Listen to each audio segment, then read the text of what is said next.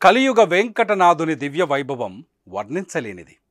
ముత్యాల సరాలు, కౌస్తుభ హారాలు, కేయూర కంకణ మణికుండలాలతో అలరారే ఆ శ్రీనివాసుని సౌందర్యాన్ని ఎంతసేపు వీక్షించినా తనివి తీరనిది.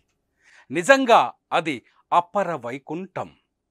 అక్కడ కొలువైన ఆ వెంకటనాథుడిని దర్శించుకోవాలని పరితపించని వారుండరు.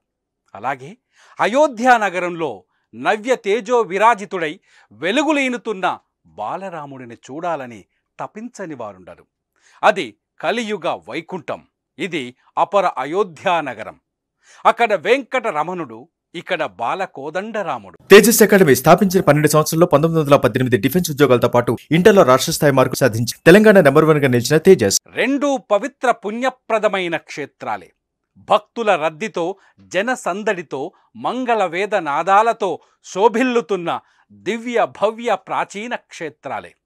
సప్తగిరులను లక్ష్మీపతి ఆవాసంగా చేసుకుంటే సరయూ తీరాన్ని సీతాపతి తన నెలవుగా చేసుకున్నాడు.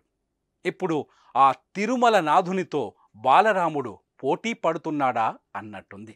ఎక్కడ చూసినా భక్తజనం, ఏ నోట విన్నా రామనామం. కుప్పలు తెప్పలుగా వచ్చి పడుతున్న ఆదాయం, ప్రసాద వితరణల కోసం తరలి వస్తున్న వస్తు సంభారాలతో నిండిపోతున్న గోడౌన్లు. సమీప కాలంలో ఆదాయంలో ఆ శ్రీనివాసుని మించిపోతాడని అంచనాలు.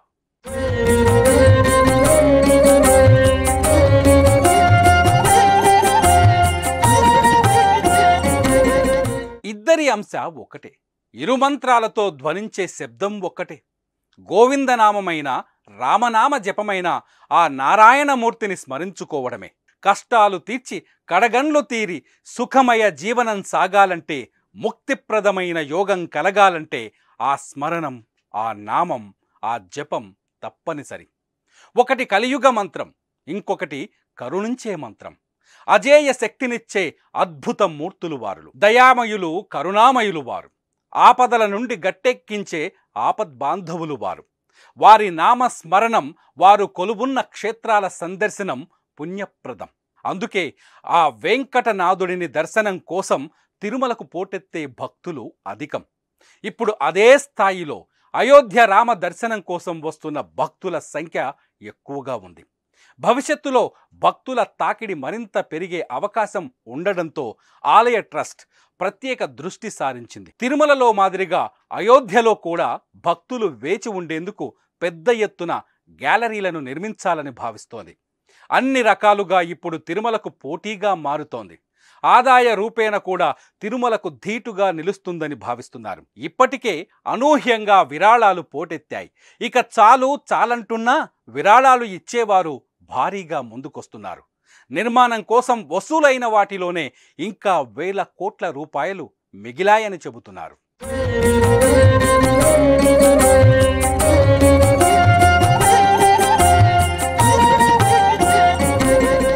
తిరుమలలో ప్రతిరోజు నిర్వహించే నాద నీరాజనం తరహాలో అయోధ్యలో కూడా భక్తి సంగీత కార్యక్రమాలు ఏర్పాటు చేశారు.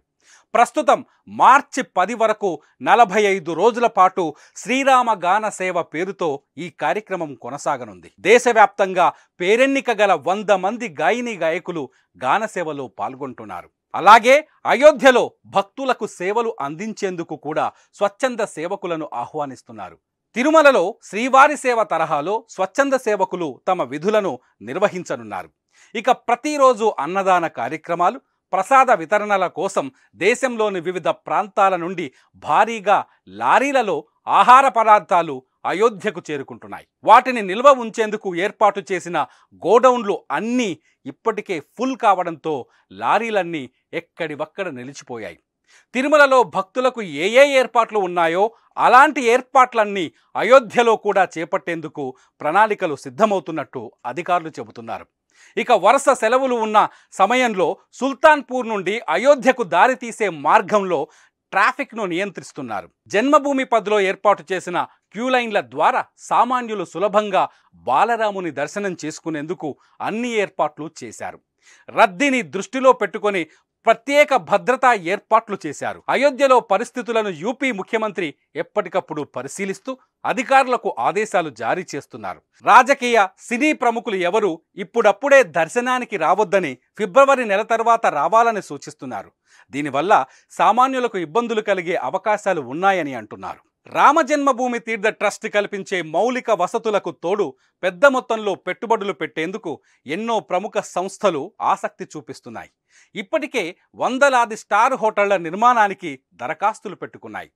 వరుసగా సెలవులు వస్తే అయోధ్యకు భక్తులు పోటెత్తుతున్నారు.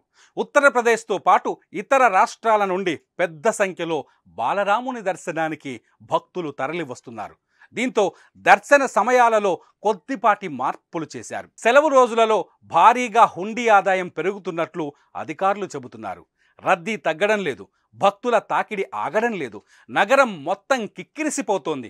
ఆ బాలరాముడిని దర్శించుకోవాలని, ఆ స్వామి సేవలో తరించాలని, అయోధ్యలో కాలు మోపి మోక్ష సిద్ధిని పొందాలని తరలి వస్తున్న వారి సంఖ్య రోజురోజుకు పెరుగుతూ ఉంది. రానున్న కాలంలో అన్ని రకాలుగా తిరుమలకు పోటీగా అయోధ్య మారడం ఖాయమని భావిస్తున్నారు.